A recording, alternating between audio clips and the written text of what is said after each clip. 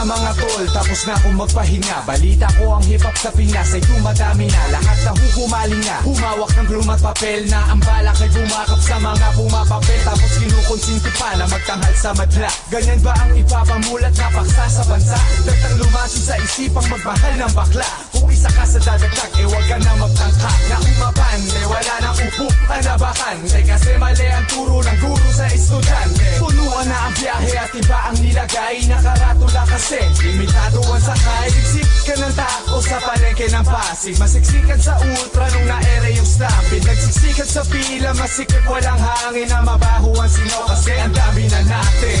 Daming nakapila at siksikan at mainit pa. Dami di mabilang at hindi ka na makahinga. Di makaabante at hindi na makasingit pa. Wala nang mabakante ang iba nakikisiksik pa.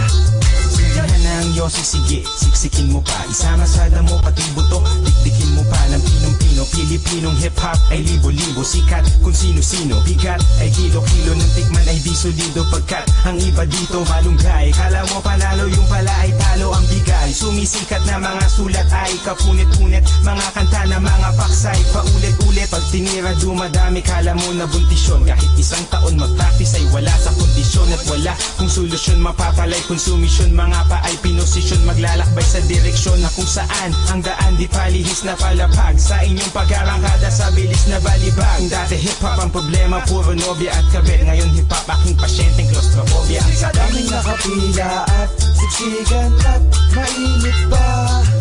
Dami di mabilang at hindi ka na makahinga. Di makaabante at hindi na makasingit pa. Wala nang mabakante ang iba nakikisiksik pa.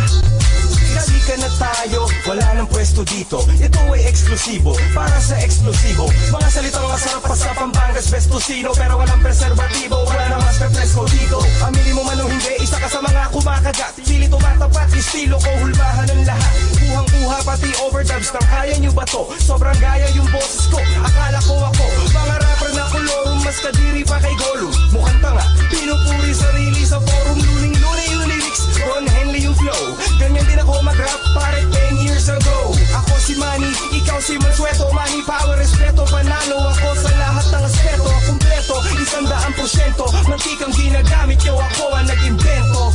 Sikat sa pila, masikip walang hangin. Na mabaho ang sinaw kasi ang dami na natin. Dati hip-hop ang problema, puro nobya at kape. Ngayon hip-hop aking pasyente, claustrophobia ang sakit. Sikat na tayo, wala nang pwesto dito. Ito ay eksklusibo, para sa eksklusibo. Ilang malang mapagkago, masakit na masarap. Maliit man ang bayan, malakas naman ang palasa. Daming nakapila at siksikan at mainit pa. Dami di mabilang at hindi ka na makahinga. Di makaabante at hindi na makasingit pa. Wala nang mabakante ang iba nakikisiksik pa. Gusto ko lang maging pinakasikat na fan. Ikaw na si Eminem at ako naman si Stan. Masakit na sa ulo, masakit pa sa tiyan. Rappers na parang bass drum, sarap na jakan. Dumadami na sila, trooper na sa cypher. 9 years old pa lang, tignan nyo, idol si Ivor. Behind bars, puno ang mga snipers. Lyrics na ang target, maabot si Sarah Meyer. Photographer ka ba? Hindi, web designer. Dami ng pangalan sa flyer. Today I retire as a rapper who developed a fire na nag-employ me dahil sa desire. Nag-iba ang panahon, sumang-ayon ang lahat. Noel kabangon niya ngayon, pati siya ay naglarap. Di ko kayang magpanggap kung masakit o masarap. Maliit man ang bayad, malakas naman ang palakpak.